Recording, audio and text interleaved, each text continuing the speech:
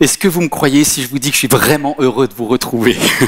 Est-ce que ce sentiment est partagé? En tout cas, je voulais vous dire un grand bonjour et je suis très content et très fier de voir votre désir de connecter avec Dieu, de pouvoir recevoir quelque chose de Dieu. Si vous voulez bien, on va partir ensemble dans un voyage aujourd'hui.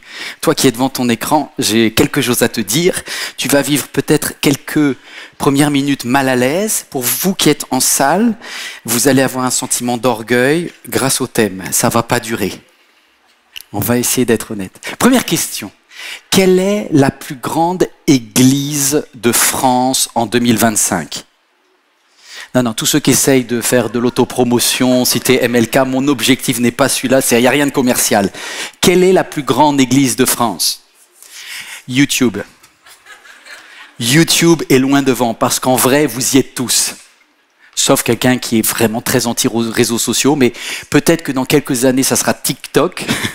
Le monde change sans arrêt, mais aujourd'hui, si tu veux avoir du contenu spirituel, tu vas sur Internet et là, tu vas te nourrir.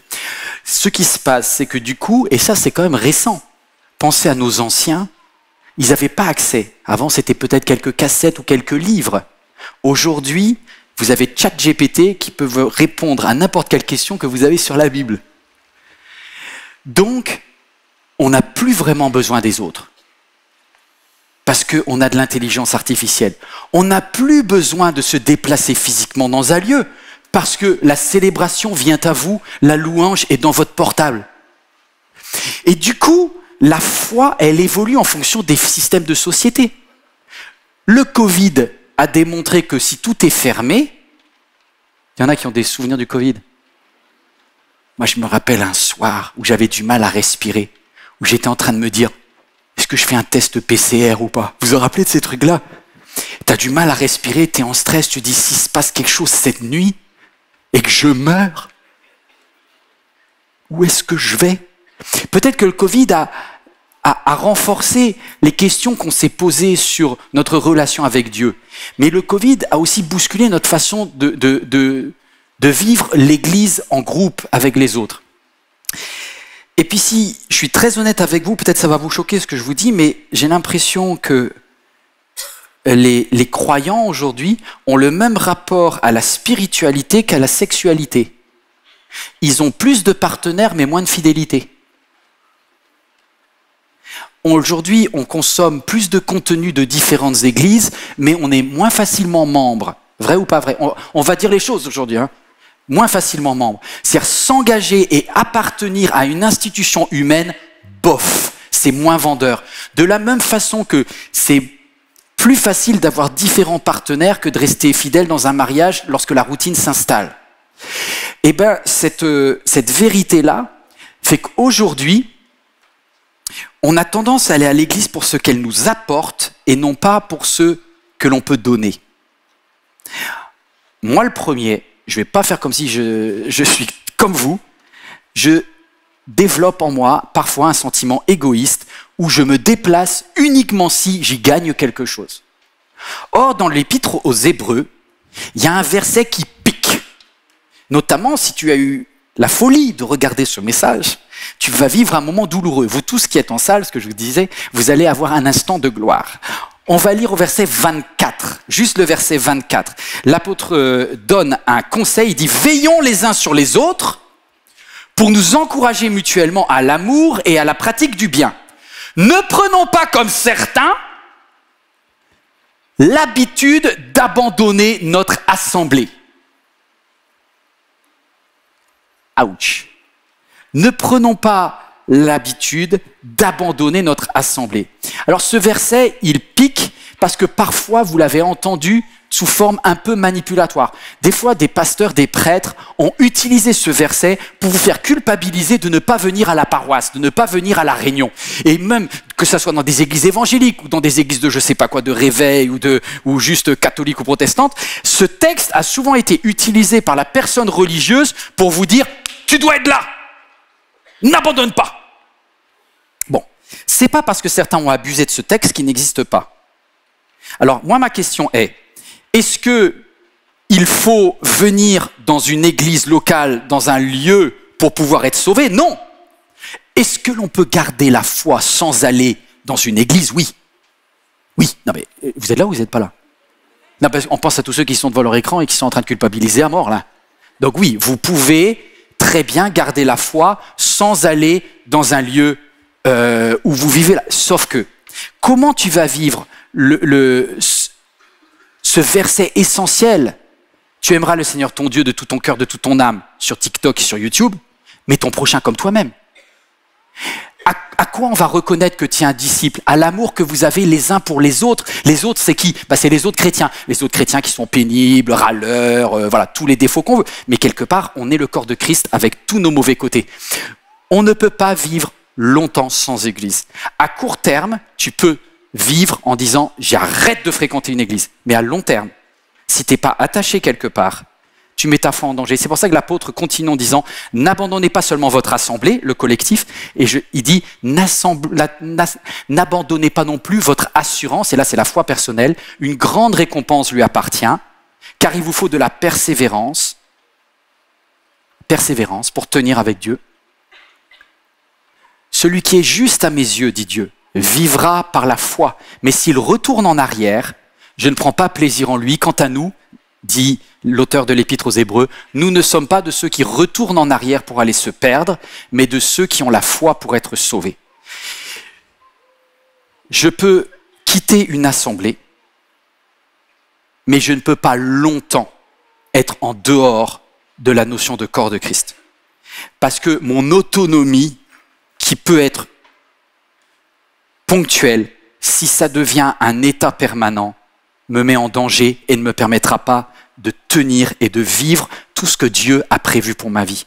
Le mot-clé, j'étais en train de travailler, vous savez que les messages MLK sont travaillés à plusieurs et je trouve que c'est ça qui permet d'éviter aussi qu'on oublie des angles. Le mot-clé est le mot ektapalero en grec qui veut dire abandonner, être absolument seul, laisser derrière. Laisser derrière. N'abandonnez pas votre assemblée, n'abandonnez pas votre foi. C'est les deux conseils qui vous sont donnés aujourd'hui, c'est ce que j'ai besoin de vous le dire. Or, j'ai cherché dans la Bible quand est-ce que le mot abandonner existe. C'est les moments les plus forts. Un moment très fort, c'est à la croix. Votre sauveur Jésus-Christ est à la croix, mon sauveur. Et il y a un moment où le ciel est fermé. Et Jésus qui est en train de mourir dans une agonie terrible à la croix dit « Mon Dieu, pourquoi m'as-tu abandonné ?» Ce sentiment d'être lâché, ce sentiment d'être laissé.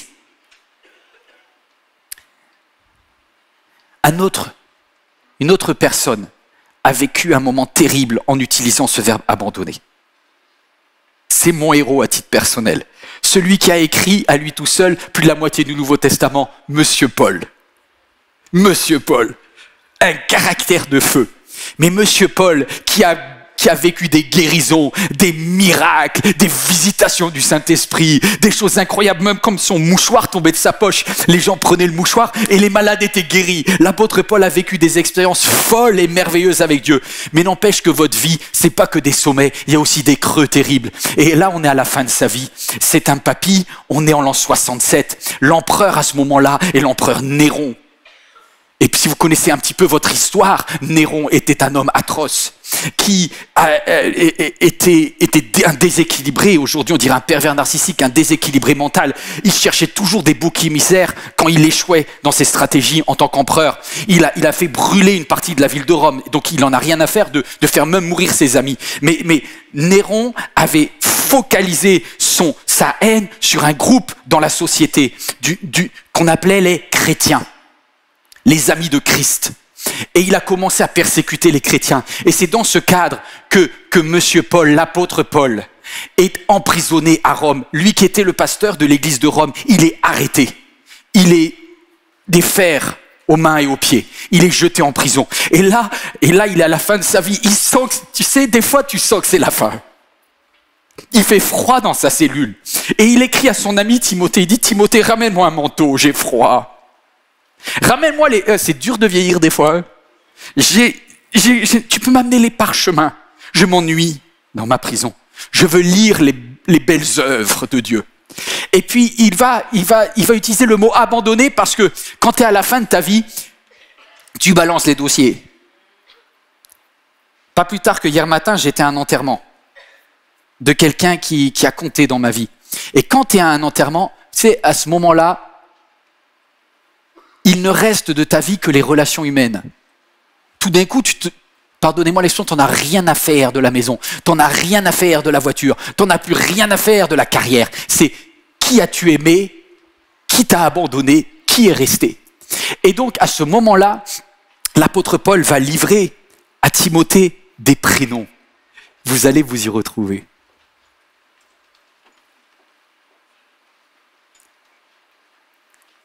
Le thème que je voudrais voir avec vous aujourd'hui, c'est les 4 raisons pour lesquelles on peut abandonner, arrêter de fréquenter une église. Il y en a des bonnes, il y en a des mauvaises. Si vous voulez bien, on va faire un examen ensemble. 2 Timothée, l'apôtre Paul dit « Démas m'a abandonné ». Ah, c'est le fameux verbe. Il m'a laissé, il m'a lâché. Il m'a abandonné pourquoi?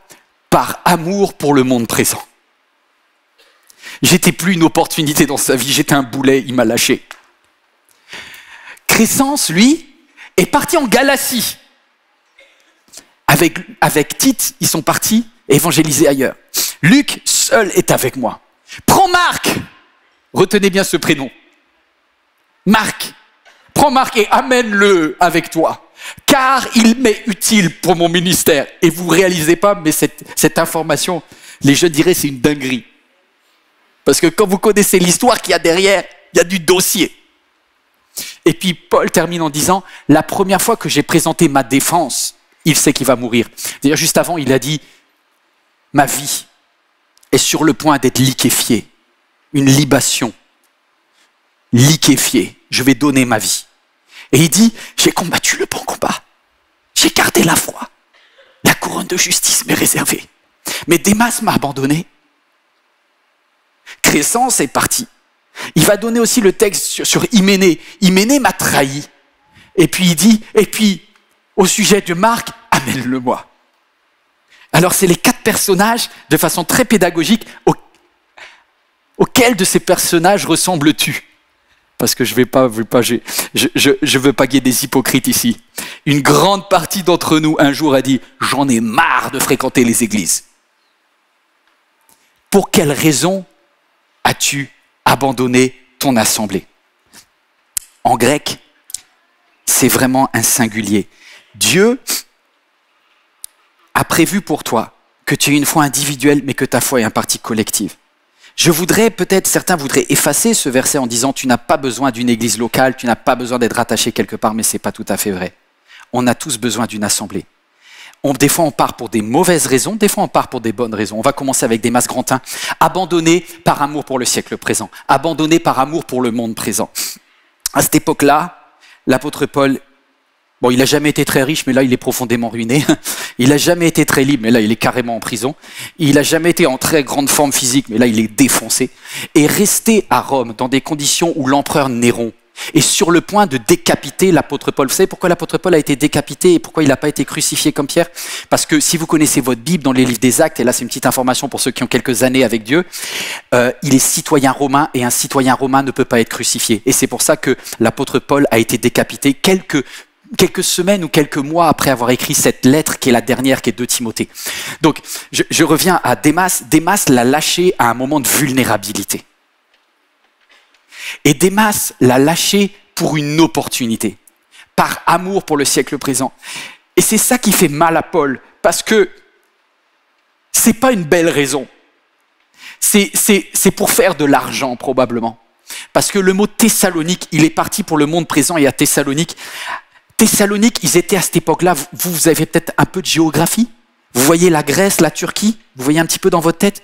Au nord de la Grèce, il y a un pays dans lequel est né d'ailleurs Alexandre le Grand quelques années auparavant, qui s'appelle la Macédoine. Et la capitale économique de la Macédoine, c'est la ville de Thessalonique. Et à ce moment-là, il y a un certain Ignatien qui est en train de construire la plus grande autoroute, la plus grande Via Ignatia, qui va traverser entre l'Europe et l'Asie. Et donc, c'est le carrefour économique, c'est the place to be, c'est le Dubaï de l'époque, c'est ce que vous voulez, c'est là où les avions s'arrêtent, c'est là où il faut être si tu veux faire de l'argent, c'est là où si tu veux faire partie des anges de la télé-réalité, tu dois poser tes valises. Et pour Et pour Démas, il en a un petit peu marre de la vie chrétienne dans laquelle c'est que des galères. Combien, honnêtement, peuvent me dire qu'un jour, ils se sont dit, l'église, je m'ennuie, j'ai la flemme, puis de toute façon, la louange, elle est nulle, le prédicateur, il est trop long, c'est vrai. Pour la louange, je ne sais pas, mais pour le prédicateur en général, tu as raison. Que ça soit un prêtre ou un pasteur, des fois tu t'ennuies, t'oses pas ronfler, tu regardes ton téléphone portable, tu dis si c'est pour regarder mon téléphone portable autant que je reste à la maison, tout ça j'entends. Mais est-ce que tu te rappelles l'époque où tu étais enthousiaste et enflammé d'aller à l'église? Il y a une période où après ta communion, ou après peut-être ton baptême, tu étais là et c'était toi qui amenais tes amis à l'église. Sauf que tu t'es fané. Et ça c'est un petit peu comme dans un couple. Les 3 premières années, on est amoureux, on est in love, il y a des papillons. C'est la même personne hein, avec laquelle tu traînes depuis 4 ans. Mais il y a moins de fleurs, il y a moins de paillettes dans ta vie. Parce que le sentiment amoureux, c'est fané, et il va falloir grandir, il va falloir mûrir, passer d'être amoureux à aimer. Et aimer, c'est dans les bons, dans les mauvais jours, dans la santé, dans la maladie, jusqu'à ce que la mort vous sépare. Quel programme, le mariage.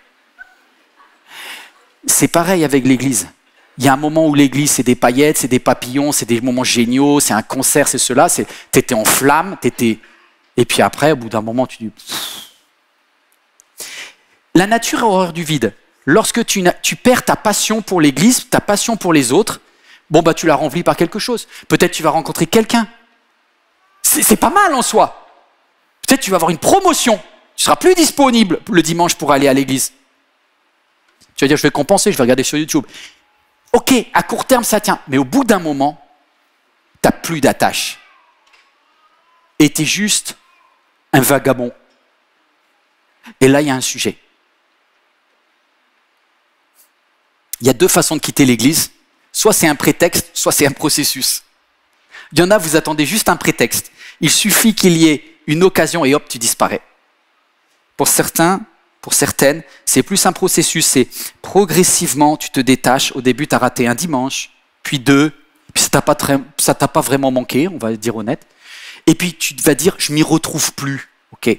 Sauf que l'église, on n'y va pas que pour s'y retrouver, on y va pour donner aux autres. J'entends pas beaucoup de amen. C'est ok, c'est ok. Non mais faites de la tête, c'est normal, soyons vrais. Mais on va aussi à l'église pour les autres, pour un sourire, pour participer. D'accord, nous sommes 2. Je te remercie d'avoir dit amen, nous sommes 2. Vous voyez, on est profondément égoïste. Voilà, la vérité.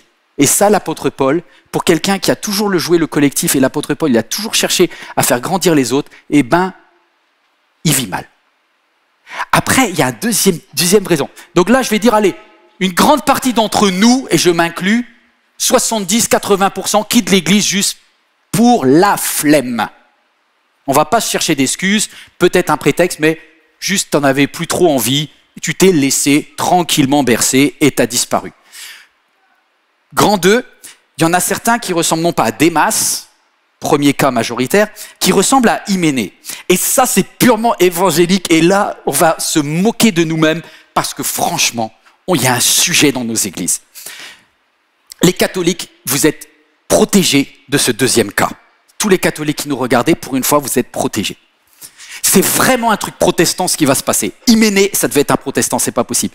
Hyménée, c'est quelqu'un qui a bâti avec Paul l'église de Rome, qui a fait les voyages, et ils étaient super. Sauf que Hyménée, il en a marre qu'on ne reconnaisse pas son ministère. Et donc, un jour, il dit, moi là, Paul, je quitte, je vais faire mon auto-entreprise chrétienne. Je vais devenir un ministère international de la gloire je sais pas pourquoi. C'est vrai ou c'est pas vrai? Il y a Gad Elmaleh, il nous a pulvérisés. Gad Elmaleh dit, un protestant, c'est un catholique qui s'est mis à son compte. Ça m'a tué. C'est un catho qui m'a dit ça. Oh, j'étais en PLS quand j'ai entendu ça. J'ai dit, oh, c'est tellement vrai. Alors j'ai dit, les évangéliques, c'est encore la version au-dessus, tu vois. Et, tu tu vas à Kinshasa, t'as pas une église dans chaque rue, t'as 2 églises par rue. Ils sont tous cousins là-dedans. Mais c'est pareil à Saint-Denis. Et c'est pareil partout. On est les champions du monde de la division. Sauf qu'on ne va pas appeler ça division. On va appeler ça l'implantation. On a des hyménées de partout. Et à chaque fois, il y en a un qui va sortir une théologie qui fait que ça justifie que son église est meilleure.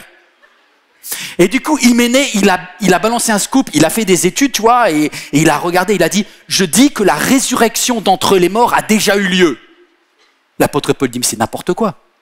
Et du coup, ils ont commencé à s'embrouiller avec des questions théologiques, et l'apôtre Paul a dit, mais Hyménée, là, tu sais, l'apôtre Paul, faut pas le fâcher, hein. Il a un caractère fort, là, Paul. Il dit, Hyménée et Philette, vous êtes une gangrène. Vous êtes en train de pourrir l'église de l'intérieur avec toutes vos théologies foireuses, et vous êtes partis, non pas par amour pour le siècle présent, mais Hyménée, grand 2, vous êtes partis par orgueil spirituel. Vous aviez juste envie de vous réaliser, et comme vous n'aviez pas une place suffisante, vous aviez tellement envie de grandir spirituellement. En vrai, vous avez juste envie de grossir. Et je ne sais pas pourquoi, mais je vais envoyer un scud, désolé pour tous mes collègues. C'est essentiellement les jeunes mâles entre 17 et 25 ans qui ont la tentation d'Hyménée. Je ne sais pas pourquoi. Je devais en faire partie aussi. Mais les jeunes gars, ils ont besoin de se réaliser, et c'est les premiers clients des nouvelles auto-entreprises de type implantation. Parce que lorsque tu vois un jeune gars, et que le gars, il a plein d'énergie, et que tu lui vends une place. Moi, un jour à MLK, je vous dis un petit peu les secrets, mais bon, c'est pas grave, hein, c'est prescrit. On était encore à MLK 1. Un jour, je vois des jeunes gars, mais incroyables. Né à l'église des enfants, super, bonne connaissance biblique. Un jour, il y en a qui vient dire, pasteur, j'ai eu une révélation sur la Bible. Je dis, ok, vas-y. Et ça commence bien. Et puis il me dit, voilà, j'ai une révélation. En fait, la Trinité, ça n'existe pas. Ok, d'accord. Ouais, je crois en Jésus. Je dis, ok, bon, ça se discute. Vas-y, prends texte numéro 1, contre-texte, argument. Il dit, j'ai besoin de parler avec toi, je peux avoir un rendez-vous. Moi, je dis, moi, j'ai ma femme à la maison, il y a les enfants et tout. Lui, il est un célibataire de 17 ans, il a du temps, hein. Moi, je ne peux pas matcher là-dessus. Ben, je dis, mais en 20 minutes, je vais... Et puis, bon, honnêtement, il n'avait pas envie d'être convaincu. Donc, ça commence à faire une joute de argument contre argument. Et c'est ce que dit l'apôtre Paul au sujet d'Hyménée. Il dit, évite les disputes de mots qui servent à rien. Il y en a, ils vont t'embrouiller la tête. Ils se sont écartés de la vérité en prétendant que la résurrection a déjà eu lieu. Ils sont en train de détourner plusieurs de la foi. Et moi, j'ai vu ces jeunes-là, ces jeunes gars, c'était les meilleurs. Mais, je dis à papa Christophe, pourquoi il quitte MLK? Parce qu'en fait, il y a plein de gens qui quittent MLK aussi. Hein.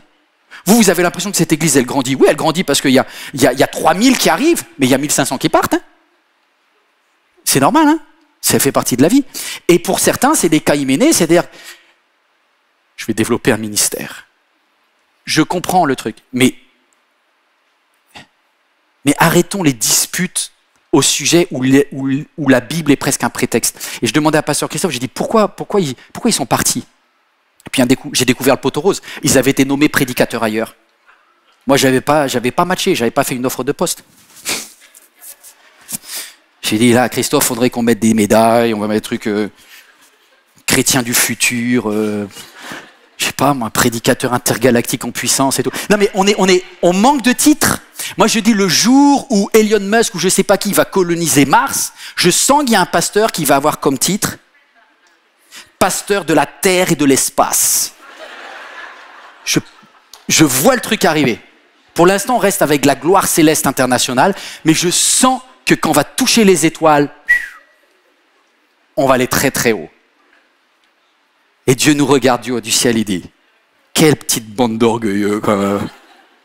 Et j'en fais partie, honnêtement. Quand j'ai démarré l'église aussi, je pensais que j'allais révolutionner le monde et que j'allais faire la meilleure église du monde. Et là, je pense qu'il y aurait un prêtre catholique qui dirait, ah, tu commences à comprendre le petit jeune, hein.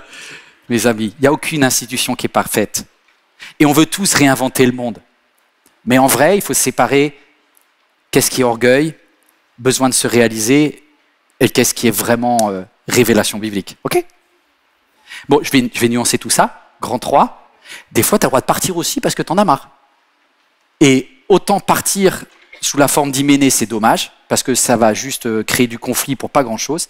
Autant, grand 3, l'apôtre Paul dit, sous-entendu, j'ai laissé Crescence, j'ai validé le départ de Crescence qui est parti pour la Galatie. La Galatie, c'est, vous voyez, c'est le nord de la Turquie. C'est un peuple qui a vraiment, c'est l'épître de Paul aux Galates, je ne sais pas si vous vous rappelez, c'était des gens très intéressants, très réfléchis. Et je pense que Crescence est resté nostalgique de cette église de Galatie qu'il avait beaucoup aimée.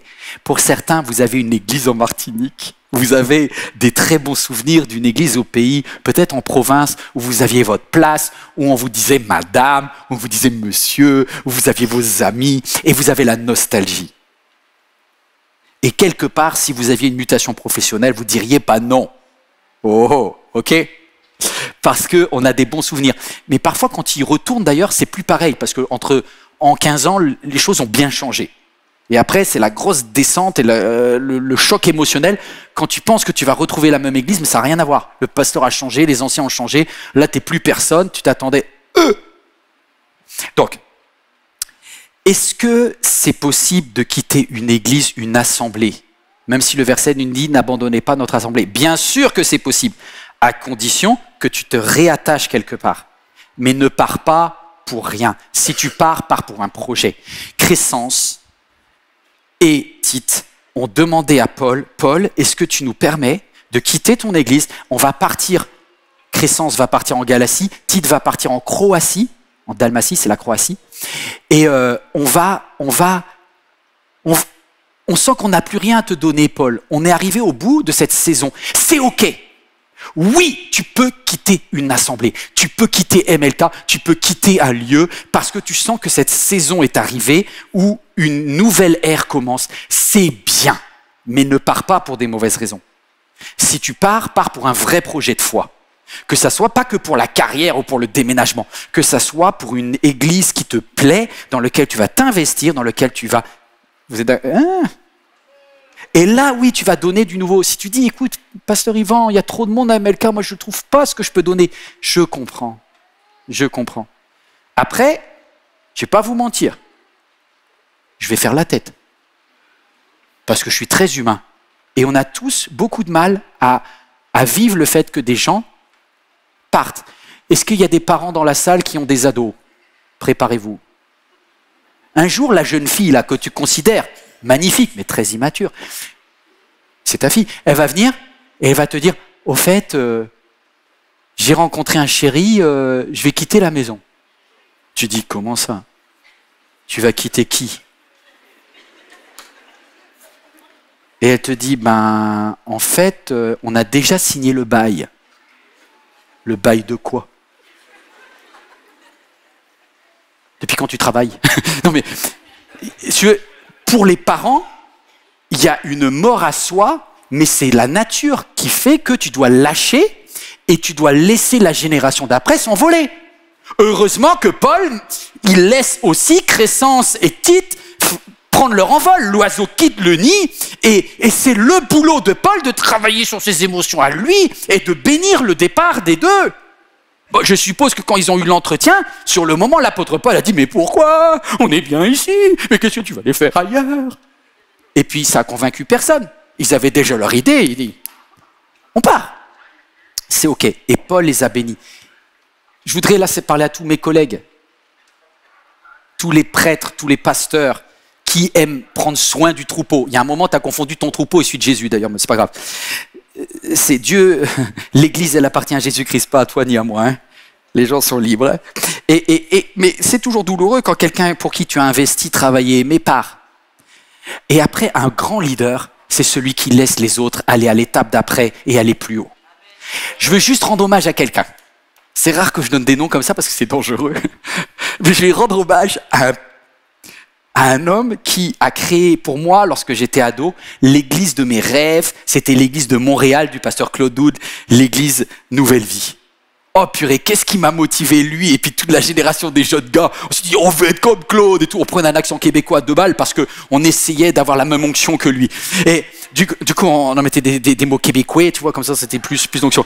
C'est vraiment les modes, ça fait marrer Dieu, mais c'est comme ça. Donc bref, pasteur Claude, c'était The Big Boss. Et puis, il avait des gars avec lui, des filles avec lui. Et progressivement, tu sais, quand on dit à côté des grands chênes, il n'y a pas beaucoup d'arbres qui poussent.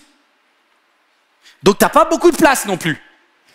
Et au bout d'un moment, il y a des gens qui sont allés voir Claude en disant, au fait, Pasteur Claude, est-ce que ça serait envisageable qu'on se barre, qu'on abandonne et qu'on aille ailleurs, qu'on aille implanter, etc. Je ne sais pas ce qui s'est passé, donc je suis assez libre. Mais j'ai vu que la vidéo, in fine, du moment où Pasteur Claude, à l'époque, avec son meilleur adjoint, dit « Je bénis l'implantation de l'église de la Chapelle », qui était juste à quelques kilomètres et qui va lui faire perdre, entre guillemets, tous ses meilleurs leaders et tous ces jeunes, donc tout le potentiel de l'église Nouvelle Vie. Mais tu vois, là où des mauvais leaders auraient dit « Ouais, c'est une division, c'est pas bon ». Je me rappelle que Claude avait fait cette publication en disant que Dieu bénisse la chapelle, on va les aider et même on va les aider financièrement. Ils nous ont pris le bras, on va leur donner carrément le corps entier. Et ça, c'est classe. Je ne sais pas comment ça s'est passé, je sais que Nouvelle Vie va ouvrir Montpellier. Bonne chance à vous, que Dieu vous bénisse, grâce de Dieu sur Montpellier. Mais je ne sais pas comment Claude il a réagi la première fois il a dû entendre l'affaire. Quand un de ses meilleurs pasteurs dit « Je vais implanter à Montpellier en France », c'est encore un qui va partir. Eh bien, je me rappelle la vidéo de Claude en disant « Bonne nouvelle, Nouvelle Vie implante à Montpellier ». Je dis « Ça, c'est un leader intelligent. Ça, c'est un leader intelligent qui accepte que les autres aillent là où il n'est pas allé, qui n'a zéro jalousie, qui lâche le désir de contrôle. » Je parle à tous les responsables de service dans la salle, à toute personne qui a du leadership. Les personnes sur lesquelles tu comptes le plus, le jour où ils te disent « Je pars », comment tu réagis? Béni. Hey, je vais te dire un petit secret.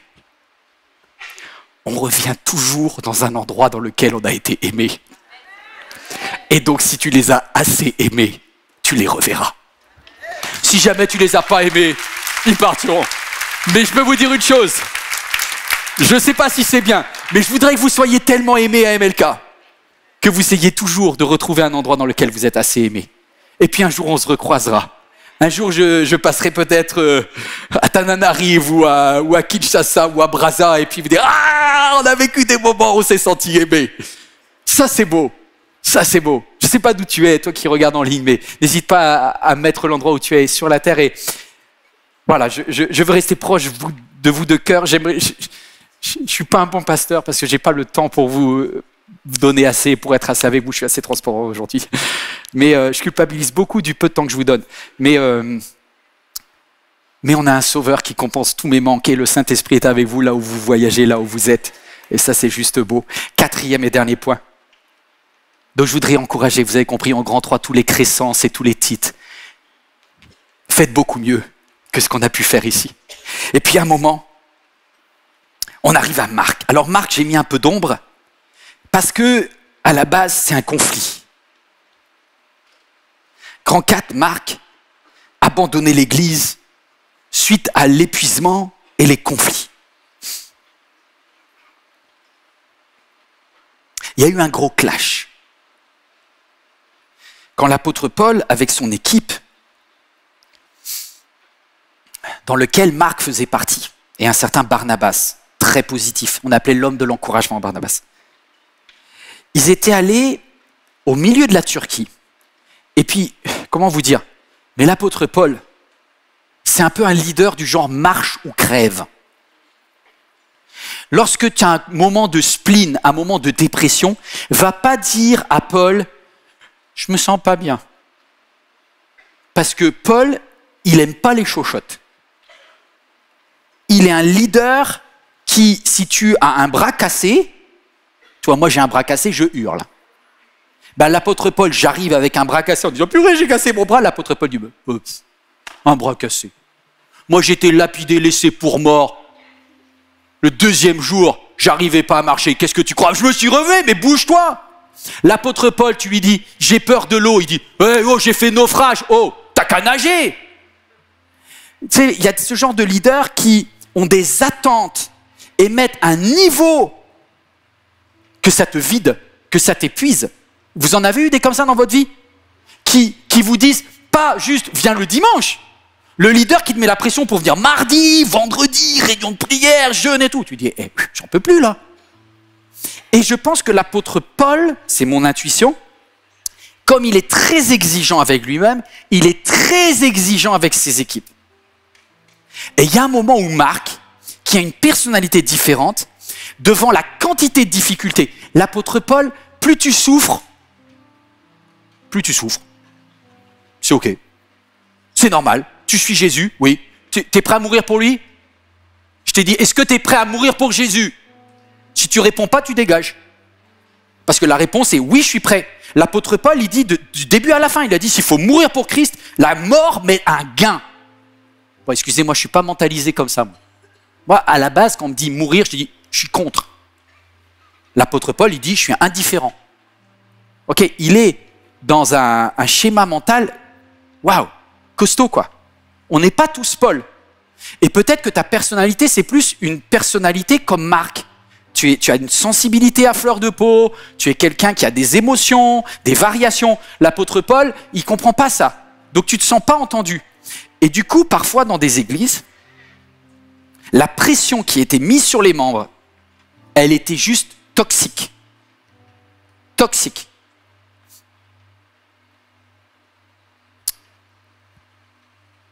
Tu es dans le surmenage, t'en peux plus, ça met en péril ta vie familiale. C'est vrai ou c'est pas vrai?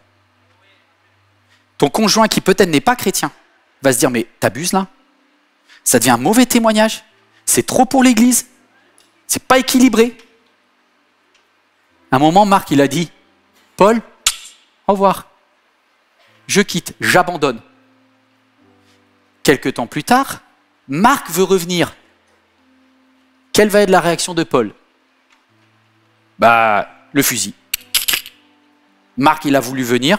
L'apôtre Paul nous dit dans Acte 15, lorsqu'il a entendu que Marc était postulant pour la nouvelle église, il a dit, même pas en rêve, je ne vais pas prendre avec nous dans l'équipe un loser qui nous a abandonnés en plein milieu de la Turquie, en Pamphylie, un mec qui ne tient pas la route, qui n'est pas assez consacré, qui n'est pas assez sanctifié, qui n'est pas assez... Et Barnabas a dit, Paul, c'est pas juste ce que tu fais. Barnabas a dit, Marc est beaucoup mieux que ce que tu penses. On prendra avec... Et ben on se sépare. Et il y a eu un clash tellement fort que l'apôtre Paul et Barnabas se sont séparés. Parce que Barnabas a dit, je crois en Marc. Marc a le droit d'être fatigué. Marc a le droit d'avoir des émotions différentes. Et avec lui, on va partir évangéliser. Et Paul a pris Silas avec lui. C'est la fin du texte. Juste petit aparté. Dans quelques semaines, je vais avoir la chance d'interviewer Donatien Le Vaillant, le patron de la Mivilude. C'est le président de la mission interministérielle de vigilance contre les dérives sectaires. Et oui, on a certaines églises, notamment évangéliques, dans lesquelles il y a des dérives sectaires. Il y a cela aussi, et on va en parler. Tant pis si j'ai beaucoup d'amis grâce à ça, c'est pas grave. C'était un euphémisme. Mais oui, il y a des pratiques qui ne sont pas bonnes et que, au nom de Dieu, font exploser les gens. Voilà. C'est pas forcément conscient tout le temps, mais parfois ça l'est. Je me dis comment Marc, il a dû se sentir exclu derrière. Vous imaginez le sentiment de nullité, d'être le loser. Est-ce que quelqu'un a abandonné l'église, comme Marc, pour revenir après? Tout est compliqué, hein. En plus, à MLK, il faut s'inscrire, c'est n'importe quoi, tu vois. Déjà, en incognito, tu as du mal, mais alors si en plus, il faut s'inscrire, tu fais l'effort de venir. En plus, tu as un ticket, un scan à l'entrée, tout ça. Bon, bref. Passons sur le fait que tu as marché sur ton orgueil, que tu n'avais pas trop en venir, tu as préparé peut-être les enfants dans la voiture, ça criait de partout, bref, tu es venu. Tu te sens pas chez toi, tu te sens pas forcément intégré, tu vois pas ta place.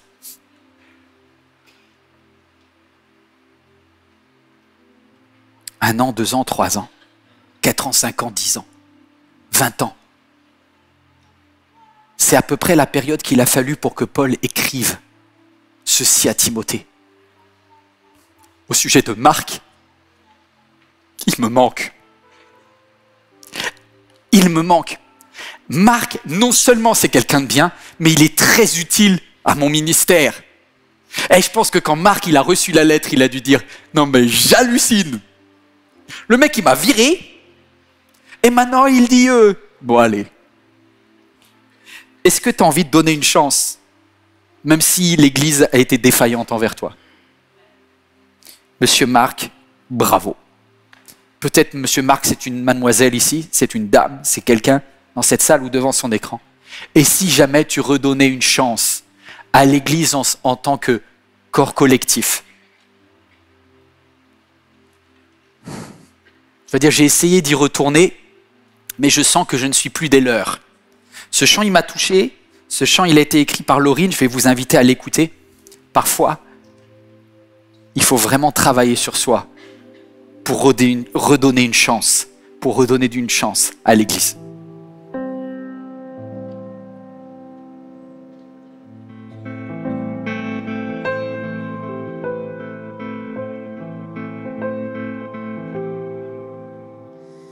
Père, je n'ai jamais voulu te quitter. Comment garder confiance en ta bonté quand mes frères ont par toi voulu m'effacer, condamnant ma vie au nom de ton amour? Père, est-ce vraiment toi que je vois là dans cette famille, prônant charité tant de foi, sainteté, cloisonné au milieu des lois qui me rappellent à chaque heure que je ne suis plus des leurs? Est-ce le prix infligé pour approcher mon Seigneur? Car l'homme reste l'homme, oui si faible est la chair, mais mon Dieu reste Dieu, même au cœur de la guerre. Donc quand mes blessures sont telles que je ne peux plus y croire, rappelle-moi quel Dieu tu es. Père, je suis parti si loin de toi, je n'arrive plus à faire la part des choses en moi. Est-ce la blessure ou la rancœur que j'alimente comme un clou infecté qui consume mon cœur et ne fait qu'envenimer la véritable douleur? Car l'homme reste l'homme, oui si faible est la chair, mais mon Dieu reste Dieu, même au cœur de la guerre. Donc quand mes blessures sont telles que je ne peux plus y croire, rappelle-moi, rappelle-moi, rappelle-moi que tu n'es pas ce Dieu qui m'abandonne, me conditionne, ne me laisse pas croire à ça. Mais je te prie, éloigne-moi, garde-moi loin de l'orgueil qui m'aveugle et guide mes pas. Rappelle-moi encore une fois que mon sauveur n'est pas ce que je vois ici-bas. Car l'homme reste l'homme, oui si faible est la chair, mais mon Dieu reste Dieu, même au cœur de la guerre. Donc quand mes blessures sont telles que je ne peux plus y voir, rappelle-moi quel Dieu tu es.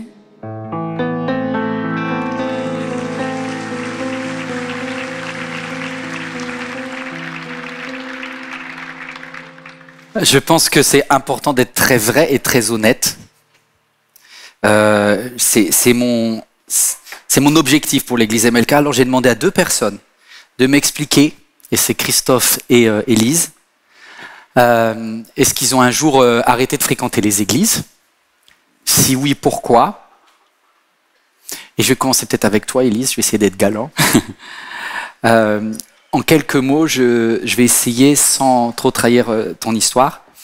Moi, je t'ai connu, tu n'avais même pas 18 ans aussi. Tu étais étudiante, tu donnais pas seulement ta vie, mais tous tes week-ends pour l'église.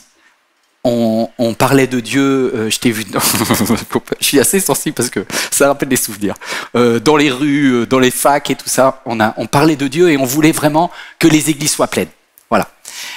Et puis tu es même allé plus loin parce qu'avec ton mari, quand tu t'es marié, vous avez fait pris le risque d'aller servir Dieu, etc. Pour faire les choses courtes, progressivement, l'église est devenue douloureuse pour toi. Tu as eu des blessures avec ton mari et je sais qu'aujourd'hui tu as du mal à revenir dans une église. Je te remercie d'être là aujourd'hui.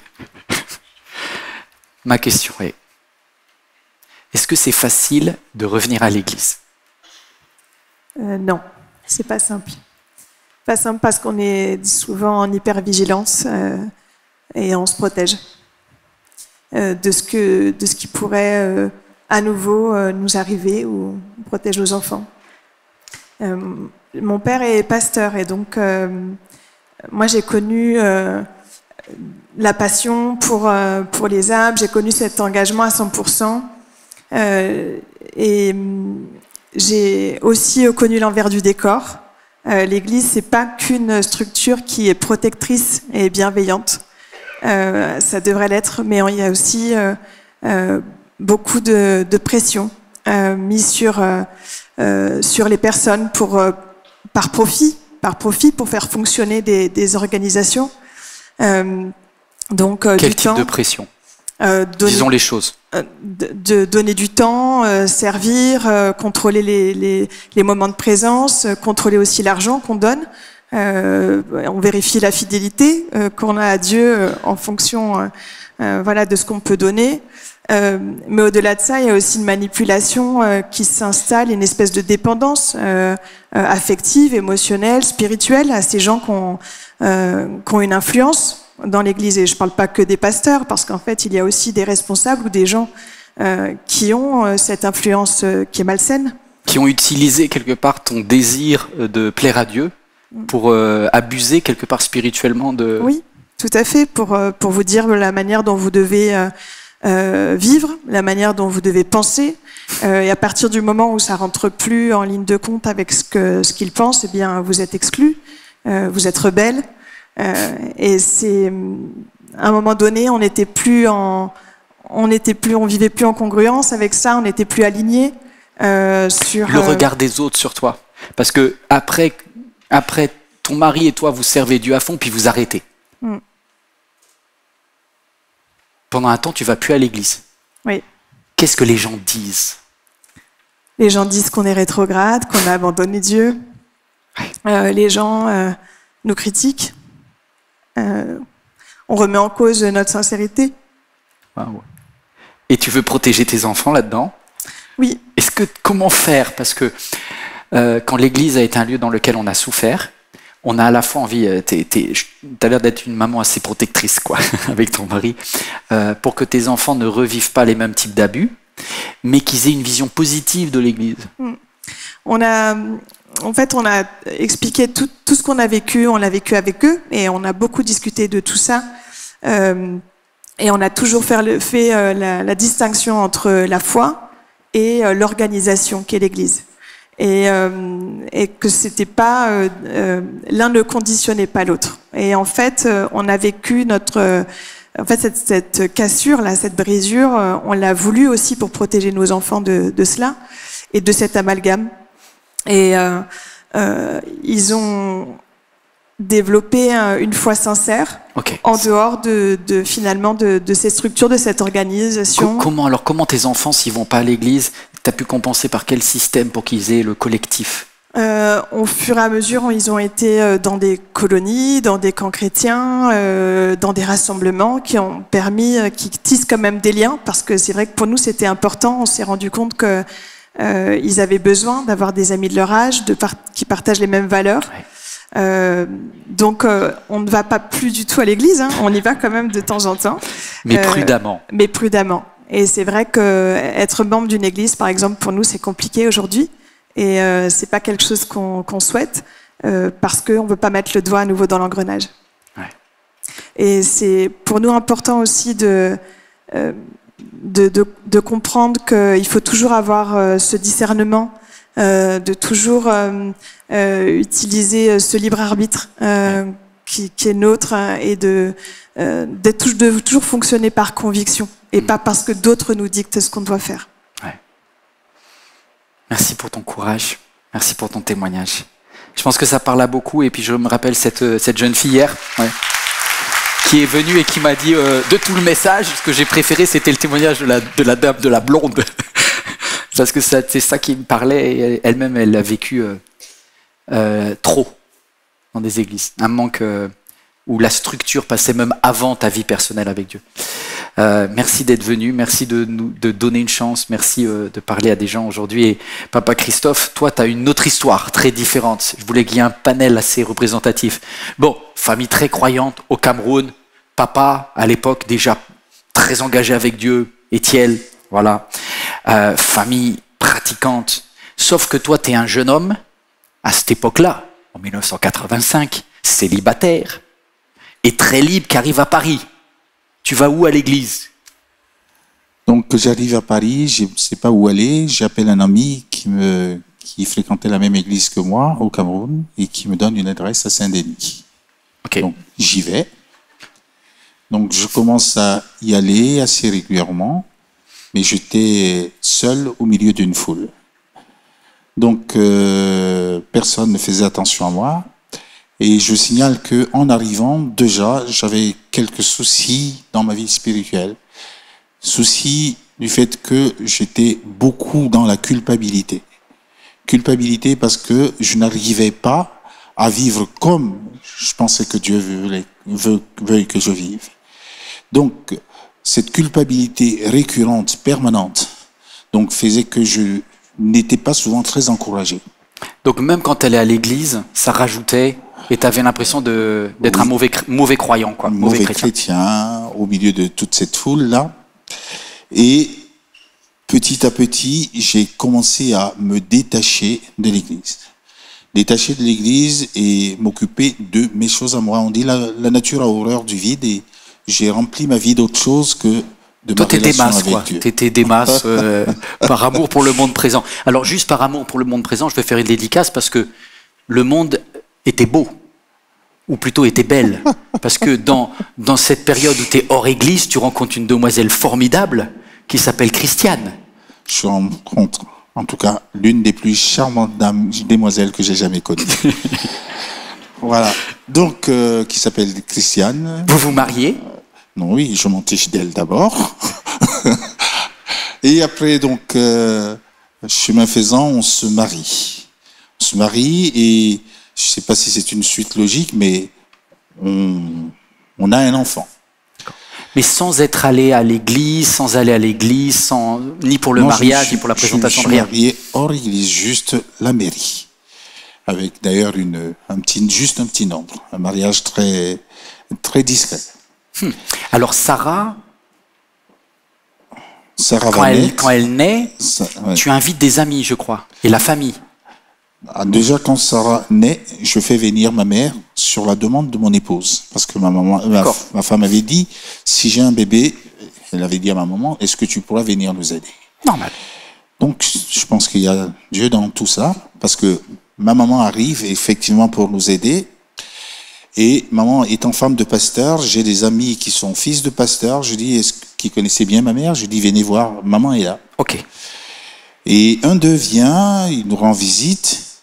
Et dans la visite, il va me poser une question un peu bizarre. Et j'avoue que je redoutais d'ailleurs qu'il me pose cette question. Il me dit, où vas-tu à l'église? Haha, fils de pasteur. Et j'ai du mal à répondre et ma femme, qui est plus spontanée que moi, va dire, ces choses ne nous intéressent pas. Quoi? C'est comme si on m'avait donné un uppercut. Parce que à ce moment-là, d'ailleurs, j'étais en train de réfléchir sur ma relation avec Dieu. Et ceci, c'était un samedi. Dimanche matin, j'étais à l'église. T'es retourné à l'église. J'étais à l'église où j'ai pleuré parce que toute la nuit, j'ai eu le temps de réfléchir à cette question. Donc, j'ai pleuré toutes les larmes de mon corps. Je dis, Seigneur, tu sais pourquoi je suis parti. J'étais incapable, en tout cas. Je vivais une culpabilité permanente. Aide-moi. Je veux revenir à toi dans une relation qui soit bonne. Donc, c'est comme ça que je suis revenu. Et c'est dans cette église qu'on s'est croisés, où tu venais avec ta fille. Oui, on s'est croisés, non, juste un peu quelques années après, dans l'église où on s'est croisés, c'était à Paris, 14e. On s'est croisés donc dans cette église où je m'étais vraiment bien investi. Et ma femme ne venait malheureusement pas avec moi. Et un jour, alors qu'on revenait de l'église, ma fille me pose cette question très simple. Papa, quand on ira au ciel, maman ira où? très embarrassé par la question de cette jeune petite fille. Lui dire, je sais pas, ce serait faux, mais je lui ai dit, si elle donne sa vie à Christ, nous irons tous au ciel. C'est la seule réponse que je pouvais lui donner. Et dans la compréhension de ma fille, donner sa vie à Christ, c'était aller à l'église. Alors elle revient à la maison et va poser une question très simple à ma femme. Tu viens à l'église quand? Déjà, je commençais à craindre en disant, ma femme va dire que je suis en train de manipuler ma fille pour elle. Non. Elle dit, je viendrai. Mais maman, tu viens quand? Une date. Et avec son insistance, elle finit par avoir une date. Ma femme lui donne une date. Donc, peut-être en pensant qu'elle allait oublier, mais ma fille qui revient vers moi, elle me dit, papa, cette date, c'est quand? Je lui dis. Et chaque samedi, elle venait me dire, est-ce que demain, c'est la date de maman? Jusqu'à ce que cette fameuse date arrive, et puis je lui dis, oui, c'est ça. Elle est allée voir ma femme, elle dit, maman, tu as promis, donc demain, on va à l'église. Et nous, on avait éduqué nos enfants, les promesses, on les réalise. Elle avait essayé d'esquiver autant que faire se peut, mais ma fille, très tenace, elle lui dit, maman, tu as promis. Et du coup, c'est comme ça qu'on se retrouve à l'église, et c'est comme ça qu'elle commence à venir dimanche après moi. Alors, le temps passe, donc on doit sauter beaucoup d'épisodes, mais c'est très croustillant. Moi, il y a un jour où Christiane, non seulement vient, mais on part un week-end ensemble, et je lui pose la question parce qu'elle me dit qu'elle veut se faire baptiser. Donc c'est quand même un retournement de situation assez incroyable. Et je lui pose cette question, je me rappelle très très bien ce moment-là, dans un petit réfectoire. Je lui dis, mais Christiane, quelle est la prédication qui t'a fait changer? Oui, alors on était à table et j'entends rien, aucune. Aucune, elle dit aucune. Oula. Alors je me demande, mais est-ce qu'elle a vraiment... elle a changé? Et j'ai pas le temps de terminer ma réflexion qu'elle dit, c'est la vie de cet homme en me pointant du doigt. J'ai dit, waouh, Seigneur, s'il y a quelqu'un qui me connaît, c'est bien elle, avec mes qualités et surtout avec mes défauts. L'as-tu rendu aveugle? Mais son engagement était sincère. D'ailleurs, quand elle m'a dit, je lui ai dit, et j'ai été maladroit, j'espère que c'est pas pour moi que tu le fais, j'espère que c'est pour une relation franche avec Dieu que tu le fais. Moi, ce que je voudrais te dire, Christophe, c'est que je vais défendre un peu le point de vue de Christiane que je connais maintenant. Tu as su équilibrer les choses parce que tu n'as pas fait passer l'église avant ton couple. Ouais. Tu disais que même c'était la nuit des fois que tu lisais ta Bible pour pas prendre le temps de ton couple. Ouais. Parce que quand je suis revenu à l'église, bon, c'est comme si je voulais rattraper le temps perdu. Donc j'étais là à fond, méditation et parfois beaucoup de temps que je prenais et je délaissais plus ou moins ma femme et qui me l'a fait remarquer. Alors je me suis dit, pour l'équilibre de mon couple, tout ce temps que je passe, en tout cas dans ma relation personnelle avec Dieu, je le passerai pendant qu'elle dort. Donc je prenais le temps le soir pour ne pas vraiment perturber ma vie de couple, la vie qu'on avait déjà commencé. Ce qui est beau, c'est que ça donne beaucoup d'espoir à tous ceux qui ont un conjoint qui ne marche pas forcément avec Dieu. Et c'est pas une prédication, hein. Arrêtez d'envoyer des liens YouTube. Hein. Le meilleur message, c'est votre vie, hein. C'est votre caractère, c'est votre douceur, c'est votre gentillesse, et c'est le fait que vous fassiez comprendre à l'autre que l'amour de Dieu ressemble à ce que vous lui donnez. Alors, bon courage à vous. Mais c'est très beau, parce que c'était toi la lettre écrite, comme dit la Bible. Tu te rappelles le jour de son baptême? Je me rappelle le jour de ton baptême. C'était incroyable. J'ai pleuré comme jamais. Parce que celle que j'aimais, ma princesse, avait choisi de s'attacher au Dieu que j'aimais. Et là, notre relation a changé. Ah ouais. C'était beau.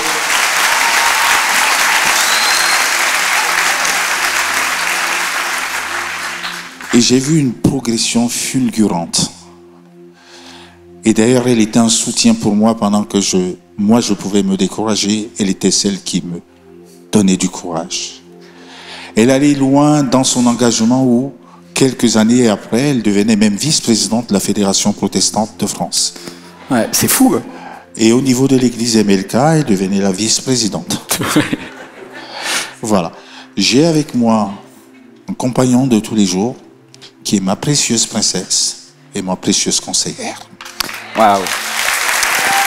Bon, la vie, elle n'est pas écrite d'avance, mais que vous ayez été victime, et je sais qu'il y en a un peu comme Élise de juste c'était trop, ou bien comme Démas, par amour pour les choses présentes, mais Dieu est le Dieu qui change le mal en bien.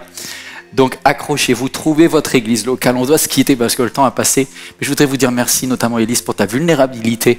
Merci Christophe. On va demander, est-ce que vous voulez bien vous lever? On va ensemble, si vous le voulez bien, que vous soyez devant votre écran. Peut-être juste prendre un temps de prière. Merci Père, parce que tu connais notre fragilité. Il n'y a pas beaucoup de héros ou de super chrétiens ou de super chrétiennes, ni dans ce lieu, ni devant leur écran. Nous sommes des êtres fragiles, avec des résolutions qu'on a du mal à faire tenir. Mais s'il te plaît, aide-nous à aimer l'Église comme toi tu as aimé l'Église et tu t'es livré pour elle. Seigneur, l'Église, j'en fais partie, elle a forcément donc mes défauts et mes qualités. Seigneur, aide-nous à bâtir sur la terre des relations qui soient belles et qui donnent envie à ceux qui ne te connaissent pas de dire ce sont vraiment les disciples de Jésus parce que la façon dont ils agissent les uns pour les autres, ça ressemble à Jésus. Je demande pardon pour toutes les fois où j'étais vecteur de tristesse, de déception. Là, j'aurais dû être vecteur d'unité. Je te prie pour chaque personne individuellement qui regarde ce message maintenant, chaque personne dans cette salle. Rends-nous meilleurs, Père, et donne-nous de nous donner pour les autres comme toi tu t'es donné. Au nom de Jésus, Amen. Dans quelques temps, les amis, pour ceux qui veulent et qui ont besoin de prière, vous pouvez écrire à prière@églisemlk.fr. Il y a toute une équipe qui prie pour vous, mais vous pouvez venir également sur le devant et prier. Sachez que, même si vous n'êtes pas membre, alors si vous êtes membre, je vous remercie tellement, c'est-à-dire vous donnez régulièrement soit de votre temps, soit de votre argent, soit les deux. Et c'est grâce à vous que ça tient. Merci pour votre attachement. Merci de ne pas m'avoir abandonné, de ne pas nous avoir abandonnés. Vous ne pouvez pas savoir comme le fait que vos dons soient réguliers, que ça soit du temps, de l'argent ou les deux. Le bonheur et le sourire que ça me donne, et je pense que c'est le bonheur et le sourire de Dieu. Maintenant, je sais aussi qu'il y a des personnes qui sont plus consommatrices, qui viennent, qui prennent et qui repartent. Je vous invite à passer le pas, si vous le voulez, dans la grande liberté. Est-ce que vous ne voudriez pas vous attacher quelque part? Ça peut être ici, ça peut être ailleurs. Mais Dieu veut se servir de toi pour bénir les autres. Je sais que ça demande un effort, mais c'est l'étape de maturité dans laquelle Dieu te veut. Je ne te demande pas d'être membre forcément de l'église MLK, mais rattache-toi à une église que tu aimeras comme Christ a aimé l'église. Ça, c'est pas facile dans le monde actuel. Merci pour tes dons de temps, tes dons d'argent, pour tout ce que tu fais. Si vous voulez donner, c'est jeveusdonner.fr. Si l'église MLK vous fait du bien, soutenez-nous. Et je termine en vous donnant une information. Je bénis tous ceux qui sont en ambassade, tous ces groupes qui se réunissent le week-end pour vivre cette célébration MLK et prendre la Sainte Seine ensemble tous les week-ends en ambassade. Parce que c'est là où il y a la communion. Mais je n'ai pas de solution. Ce matin encore, on n'a pas assez de place. Mais hier, il n'y en avait pas et tout à l'heure, il n'y en aura pas. Il y a plus de 6400 demandes de billets pour venir à l'église MLK, des billets gratuits évidemment pour s'inscrire parce qu'on n'arrive pas à gérer les flux. Mais on n'a que 5000 places. Ça veut dire maintenant chaque semaine, il y a des gens qui font l'effort de prendre un RER, un métro, de venir en voiture, de galérer pour trouver une place de parking et à qui on dit, après 2 heures de route, au revoir, vous ne pouvez pas avoir de place. Moi, je peux vous dire, ça me brise, ça me fend le cœur de voir ces familles-là qui viennent avec poussettes et enfants et qui ont fait tant d'efforts et qui ont dit, il n'y a pas de place à MLK pour toi. Je donne le maximum. Je voudrais remercier toutes les équipes techniques qui font les 5 célébrations avec moi et aujourd'hui. Merci. On se plie en 4, on se plie en 5, mais on n'a pas de place. On va devoir, si j'avais su il y a 3 ans que ce lieu allait être aussi vite trop petit, si on m'avait dit qu'avec 5 célébrations, on n'arriverait pas à trouver de place, on va devoir construire un nouvel auditorium probablement. Les ambassades, c'est extraordinaire, mais ça fait grandir encore plus. Alors, vous dites, amen, mais moi je vous dis amen. Parce que concrètement, je sais que Dieu peut créer un auditorium ex nihilo. Je ne sais pas si on va... Normalement, l'idée, ça serait de rajouter vraiment une salle de 3000, 4000 places sur le côté. Peut-être qu'on devra déménager. Mais je n'ai pas de solution. Et je peux vous dire, mon cœur, ça me brise de dire à des gens au revoir. Et je ne peux même pas leur dire revenez à 14h parce qu'il n'y a pas de place non plus. Et à 9h, il n'y avait pas de place non plus. Et à 18h, il n'y avait pas de place non plus. Donc, priez pour moi que Dieu me donne une intelligence. J'en ai marre des dettes. J'ai pas envie de faire un nouvel emprunt. Mais le Seigneur dit, donnez-leur vous-même à manger. Et là, moi, je regarde les 5 pains et les 2 poissons et je dis, ça va pas le faire. Donc, soit vous multipliez les pains et les poissons, soit je sais pas comment faire. Mais ceux qui le veulent, aidez-nous. Parce que c'est pas une histoire personnelle. Aidez-nous à bâtir cette église qui pourra donner à manger à ceux qui en ont besoin. Voilà. Est-ce que vous êtes fiers de vivre la seule star ici, hein, c'est Jésus. Il est à la droite de Dieu. Il règne en majesté. L'équipe, venez sur le devant. Venez. On va prendre ce chant qui dit Majesté, ta grâce m'a trouvé tel que je suis. Je vous salue, je vous dis au revoir et gardez la foi à titre personnel et rattachez-vous à une église. Que Dieu vous bénisse.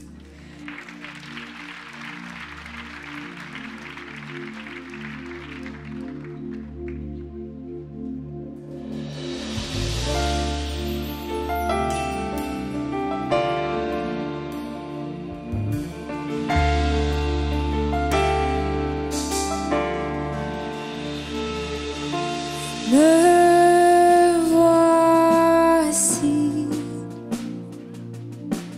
à genoux devant ta face, libre par le sang de ta grâce. Me voici reconnaissant mon péché, mais par la foi justifié. J'ai trouvé ta vie et ton amour parfait, car tu t'es dépouillé pour te sacrifier.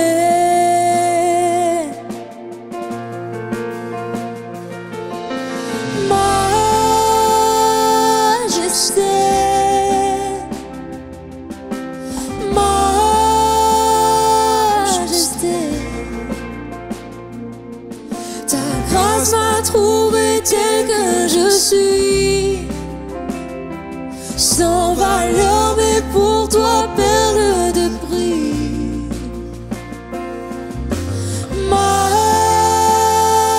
Majesté,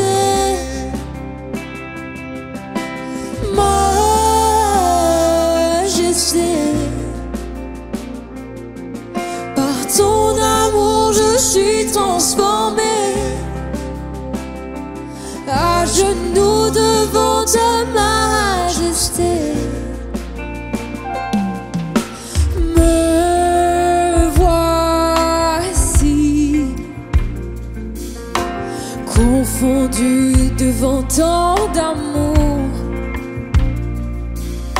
Je pardonne aussi à mon tour.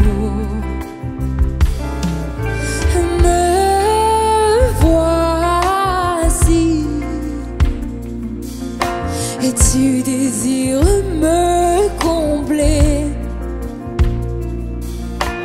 me conduire dans ta sainteté. Et j'ai trouvé ta vie et ton amour parfait, car tu t'es dépouillé pour te sacrifier.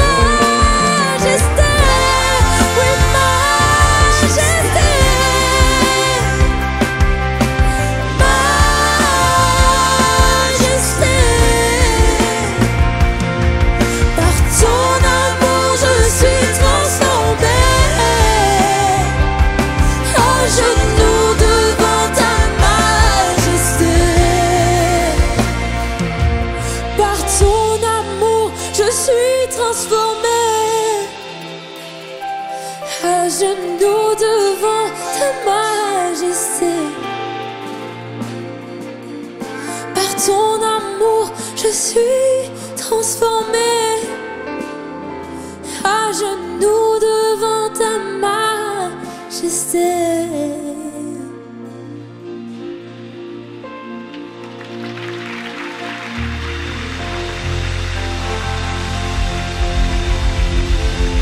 Cette vidéo t'a parlé?